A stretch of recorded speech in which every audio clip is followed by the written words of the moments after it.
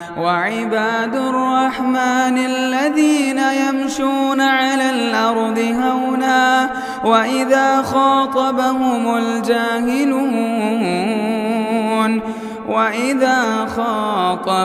الجاهلون قالوا سلاما.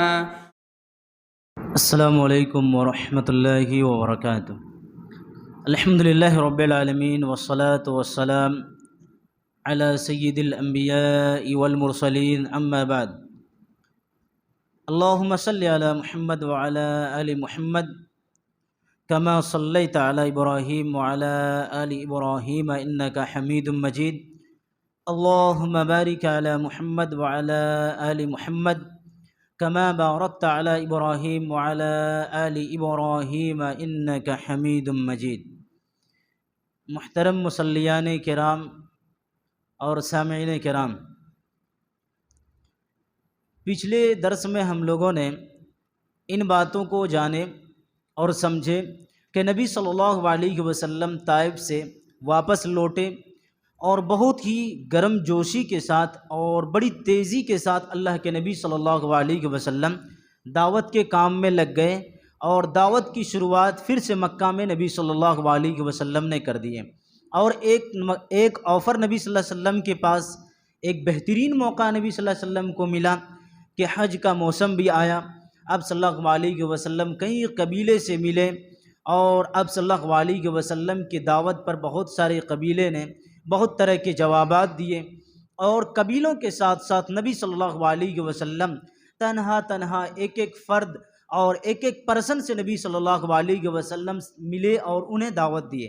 ان میں سے ہم نے کچھ لوگوں کے بارے میں ذکر کیے تھے کہ کن کن لوگوں کے پاس گئے اور نبی صلی اللہ علیہ وسلم نے دعوت دیے اور کس طرح سے انہوں نے نبی صلی اللہ علیہ وسلم کی دعوت پر لبیک کہا. اب آئیے انہی لوگوں میں سے ایک دو لوگوں کے بارے میں اور ذکر کریں گے اور ایک دو قوم کے اور ایک دو قبیلے کے سلسلے میں آپ کے سامنے بات رکھیں گے.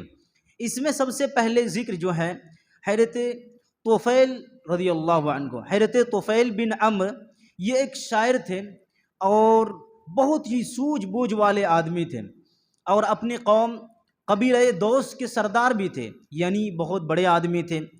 جب یہ شخص نبی صلی اللہ علیہ وسلم کے نبی بنائے جانے کے 11 سال کے بعد مکہ جاتے ہیں، بہت زیادہ استقبال کیا جاتا ہے. شاعر تھے، اچھے آدمی تھے، عقل مند تھے، اس لیے ان کا استقبال بھی پرجوش طریقے سے کیا گیا اور اہل مکہ نے خوب عزت اور توقیر کی ان کی. اس کے بعد اہل مکہ نے اب دیکھیے کہ ان کو کیا سمجھا ہے. نبی صلی اللہ علیہ وسلم کے بارے میں حضرت طفیل رضی اللہ عنہ کے کان اس طرح سے مشرکین مکہ نے بھرے کہ دیکھیے کہ اس شخص نے، یعنی نبی صلی اللہ علیہ وسلم کی طرف اشارہ کرتے ہوئے کہا کہ اس شخص نے ہمیں پیچیدگی میں ڈال کے رکھا ہے. یہ ایک ایسا شخص ہے کہ جو ایک آدمی اور اپنے باپ کے درمیان میں یہ جدائی ڈال دیتا ہے، ایک آدمی اور ماں کے درمیان میں یہ فرق کر دیتا ہے، ایک بھائی دوسرے بھائی کے درمیان میں یہ دوری پیدا کر دیتا ہے، تفرقہ ڈال دیتا ہے. کہا کہ ان کی باتوں میں جادو سا اثر ہے. اس لیے طرح طرح کی باتیں طفیل رضی اللہ عنہ کو سمجھائیں اور اس کے بعد سب سے بڑی بات جو کہا کہ ہم لوگ تو فتنے میں پڑ گئے ہیں، لیکن ہمیں ڈر ہے کہ کہیں تم بھی اس فتنے میں نہ پڑ جاؤ، تمہارے قوم کے لوگ بھی اس فتنے میں نہ پڑ جائیں، اس لیے ان سے کبھی بھی تم گفتگو نہ کرنا، نہ بات چیت کرنا، نہ ان کی باتوں کو سننا. حضرت طفیل رضی اللہ عنہ کہتے ہیں کہ ہم کو برابر اسی طرح سے وہ لوگ سمجھاتے رہے، نبی صلی اللہ علیہ وسلم کے بارے میں بولتے رہے. ایک دن صبح میں مسجد حرام گیا اور میں نے تحیہ کر لیا کہ اب محمد صلی اللہ علیہ وسلم کی بات کو نہ سنوں گا اور نہ ہی میں ان سے بات کروں گا. اور اس کے لیے نبی صلی اللہ علیہ وسلم بھی وہیں پر موجود تھے مسجد حرام میں. تو ہم گئے اور اپنے کان میں روئی ڈال لیے کہ کسی طرح سے ان کی آواز نہ آ جائے میرے کان میں، اس کے لیے ہم نے روئی ڈال لی. تو کہتے ہیں کہ اللہ رب العالمین کو سنانا تھا کہ بعض باتیں نبی صلی اللہ علیہ وسلم کی ہمیں سنائی دے رہی تھی، ہم سن رہے تھے. تو ہم نے اپنے دل میں کہا کہ ایک سوجھ بوجھ والے آدمی ہیں، ہم عقل رکھنے والے آدمی ہیں، کیوں نہ ذرا جا کر کے ان سے مل کر کے بات کر لیں اور یہ سننے کی کوشش کریں کہ وہ بولتا کیا ہے، وہ کہتا کیا ہے، وہ کس چیز کی دعوت دیتا ہے. اچھی بات ہوگی قبول کر لیں گے، بری بات ہوگی چھوڑ دیں گے۔ اس لیے کہا کہ نبی صلی اللہ علیہ وسلم آپ کچھ باتیں کر رہے تھے، تلاوت کر رہے تھے، آپ جب فارغ ہوئے اور گھر جانے لگے تو کہا کہ جب آپ صلی اللہ علیہ وسلم گھر کے لیے پلٹے تو میں بھی پیچھے پیچھے آپ صلی اللہ علیہ وسلم کے جانے لگا۔ جب آپ گھر میں داخل ہوئے تو میں بھی نبی صلی اللہ علیہ وسلم کے گھر میں داخل ہوا اور نبی صلی اللہ علیہ وسلم سے کہا کہ آپ کیا کہتے ہیں، آپ ان باتوں کو میرے سامنے پیش کیجئے۔ تو نبی صلی اللہ علیہ وسلم نے قرآن کی چند آیتیں ان کے سامنے تلاوت کی۔ اس کے بعد حضرت طفیل رضی اللہ عنہ کہتے کیا عمدہ قول نبی صلی اللہ علیہ وسلم نے فرمایا، اور ایک حق اور انصاف کی ایسی بات کی کہ آج تک اس طرح کی بات ہم نے کبھی نہیں سنی تھی۔ اس کے بعد حضرت طفیل رضی اللہ عنہ نبی صلی اللہ علیہ وسلم کے سامنے اسلام قبول کرتے ہیں اور شہادت دیتے ہیں۔ اس کے بعد حضرت طفیل رضی اللہ عنہ کہتے ہیں کہ ہمارے پیچھے جو ہے، ہمارے انڈر میں جو ہے بہت سارے لوگ ہیں، اگر ہم ان کے سامنے اسلام کی دعوت کو رکھیں گے یا جو بھی بات ان کے سامنے رکھیں گے وہ مان لیتے ہیں، مان جائیں گے۔ یہ ایک بہت بڑی کامیابی تھی حضرت طفیل رضی اللہ عنہ کے ذریعے سے۔ تو آپ صلی اللہ علیہ وسلم نے ان کو احساس کیا، آپ صلی اللہ علیہ وسلم سے انہوں نے ایک ریکویسٹ کی، کہا کہ مجھے کوئی نشانی چاہیے، مجھے کوئی نشانی چاہیے۔ تو اللہ کے نبی صلی اللہ علیہ وسلم نے ان کے حق میں دعا کی اور اللہ رب العالمین نے انہیں ایک روشنی چراغ کے شکل میں ان کے چہرے پر اللہ رب العالمین نے عطا کیا۔ پھر حضرت طفیل نے کہا کہ مجھے یہ چہرے سے ہٹا کر کے یہ روشنی جو ہے کسی اور چیز میں دے دیجئے، کسی اور اعضاء میں دے دیجئے۔ تو اللہ رب العالمین نے ان کے ڈنڈے میں یہ روشنی عطا کر دی۔ جب حضرت طفیل اپنے یہاں واپس لوٹ کر کے گئے اور اپنی بیوی کو دعوت دیے اور اپنی ماں کو دعوت دیے، تو اس طرح سے ان کی بیوی اور ان کی ماں نے اسلام قبول کر لیے۔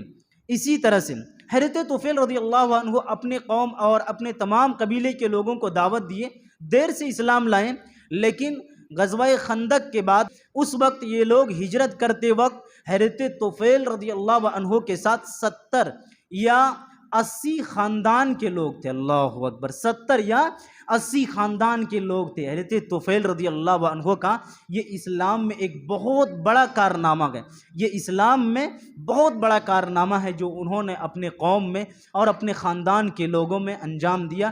اللہ رب العالمین قبول فرمائے، ہمیں بھی اس طرح کی توفیق دے۔ اس کے بعد حضرت طفیل رضی اللہ عنہ یمامہ کی ایک جنگ میں شہادت ہو گئے۔ یہ ایک شخص تھے جن کے پاس نبی صلی اللہ علیہ وسلم گئے اور اسلام کی دعوت ان کے سامنے رکھے تو انہوں نے اسلام کی دعوت کو قبول کیے۔ اسی طرح سے ایک اور شخص ہیں زماد، یہ آدمی یمن کے تھے اور زماد رضی اللہ عنہ جو ہے جھاڑ پھونک کیا کرتے تھے۔ پہلے اسلام سے پہلے یہ آسیب اتارا کرتے تھے، جادو وغیرہ جن پر ہوا کرتا تھا تو یہ انہیں جھاڑا کرتے تھے۔ تو مکہ کے لوگوں سے حضرت زماد رضی اللہ عنہ نے سنا کہ محمد صلی اللہ علیہ وسلم نعوذ باللہ پاگل ہیں، جادوگر ہیں، یا پھر یوں کہہ لیجئے کہ دیوانہ ہیں۔ ان لوگوں نے اس طرح کی باتیں کی جو حضرت زماد رضی اللہ عنہ سن لیے تھے۔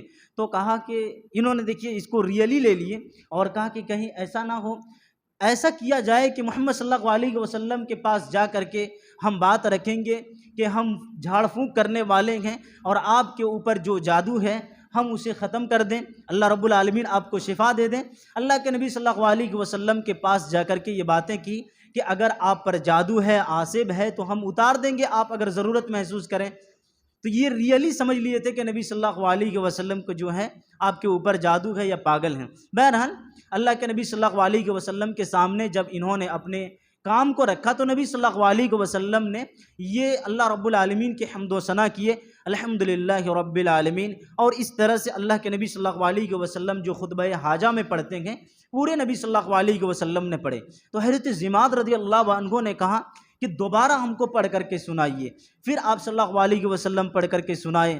تیسری بار نبی صلی اللہ علیہ وسلم نے پڑھ کر کے سنائے تو حضرت زماد رضی اللہ عنہ کہتے ہیں کہ واللہ ہم نے کاہنوں کو بھی سنا، ہم نے جادوگروں کو بھی سنا، ہم نے شاعروں کو بھی سنا، لیکن اس طرح کا کلام ہم نے کسی سے بھی نہیں سنا۔ پھر حضرت زماد رضی اللہ عنہ نبی صلی اللہ علیہ وسلم کے ہاتھ میں بیعت کرتے ہیں اور اسلام قبول کر لیتے ہیں۔ اس طرح سے اسلام میں ایک اور شخص داخل ہوتے ہیں۔ اب آئیے، چونکہ نبی صلی اللہ علیہ وسلم حج کے موسم میں کام کر رہے تھے، اور نبی صلی اللہ ایسا نہیں ہے کہ اب مشرکین مکہ نے چھوڑ دیا تھا دعوت کو روکنے کے لیے، بلکہ نبی صلی اللہ علیہ وسلم کی دعوت کو روکنے کے لیے وہ ہمیشہ کوشش کرتے تھے۔ اس طرح سے نبی صلی اللہ علیہ وسلم نے ایک حکمت اپنائی کہ رات کے اندھیرے میں نکلا جائے، رات کی تاریکی میں نکل کر کے قبیلوں سے جا کر کے ملاقات کیا جائے اور ان سے ملاقات کر کے وہاں پر جا کر کے دعوت پیش کی جائے۔ ایک دن نبی صلی اللہ علیہ وسلم حضرت ابوبکر کو لے کر کے، حضرت علی رضی اللہ عنہ کو لے کر کے نکلتے گئے رات کے اندھیرے میں۔ آپ صلی اللہ علیہ وسلم مدینہ کے خزرج قبیلے کے 6 لوگوں سے ملاقات کرتے گئے، ان کو دیکھتے ہیں کہ وہ آپس میں گفتگو کر رہے ہیں۔ ان 6 لوگوں کا نام جو ہے وہ اسعد بن زرارہ، عوف بن حارث، رافع بن مالک، قطبہ بن عامر، عقبہ بن عامر، حارث بن عبداللہ، یہ سب کے سب قبیلہ خزرج کے لوگ تھے۔ یہ آئے ہوئے تھے حج کے موسم میں۔ اللہ کے نبی صلی اللہ علیہ وسلم ان کے پاس گئے اور ان کے پاس جا کر کے نبی صلی اللہ علیہ وسلم نے پوچھا تم لوگ کہاں سے ہو؟ تو انہوں نے کہا کہ ہم لوگ یثرب سے ہیں اور قبیلہ خزرج سے ہم لوگ تعلق رکھتے ہیں۔ پھر کہا کہ ہم لوگ مدینہ یہود کے حلیف ہیں۔ تو اللہ کے نبی صلی اللہ علیہ وسلم نے ان پر اسلام کی دعوت پیش کیا، اور اس کے بعد جب آپ صلی اللہ علیہ وسلم نے اپنے نبی ہونے کا دعویٰ ان کے سامنے کیا، تو چونکہ یہ مدینہ کے یہود کہا کرتے تھے کہ ایک نبی آئیں گے اور بہت جلد آنے والے ہیں، ایک نبی آئیں گے اور بہت جلد آنے والے ہیں، کہا کہ ان کی طاقت اور ان کے ساتھ مل کر کے ہم تمہیں قتل کریں گے۔ تو ان لوگوں نے، چونکہ یہ لوگ بہت سمجھدار تھے، تو ان لوگوں نے کہا کہ ہم لوگ جلدی اسلام قبول کرتے ہیں، اس سے پہلے کہ یہود نبی صلی اللہ علیہ وسلم پر اسلام قبول کر لیں اور وہ بازی مار جائے، اس سے پہلے ہم لوگ اسلام قبول کرتے ہیں۔ یہ لوگ جس وقت آئے تھے تو اپنے لوگوں کو ایسے سچویشن میں چھوڑ کر کے آئے تھے کہ وہاں پر بہت لڑائی تھی، بہت جھگڑے تھے، یعنی شر و فساد کے موقع پر یہ 6 لوگ چھوڑ کر کے آئے تھے۔ تو اللہ کے نبی صلی اللہ علیہ وسلم نے جب ان کے سامنے اسلام کی دعوت پیش کی، یہ لوگ اسلام لائے، تو انہوں نے کہا کہ اللہ رب العالمین کی توفیق سے اور اس دعوت کے ذریعے سے اگر ایسا ہوا کہ وہاں امن و امان قائم ہو گیا، سارے لوگ آپس میں مل گئے، تو واللہ ہمارے نزدیک آپ بہت معزز شخصیت ہوں گے۔ اس کے بعد یہ لوگ گئے مدینہ میں اور جا کر کے خوب اسلام کا پرچار کیا، اور پورے مدینہ میں اسلام اور نبی صلی اللہ علیہ وسلم کے نبی ہونے کا چرچا پھیل گیا۔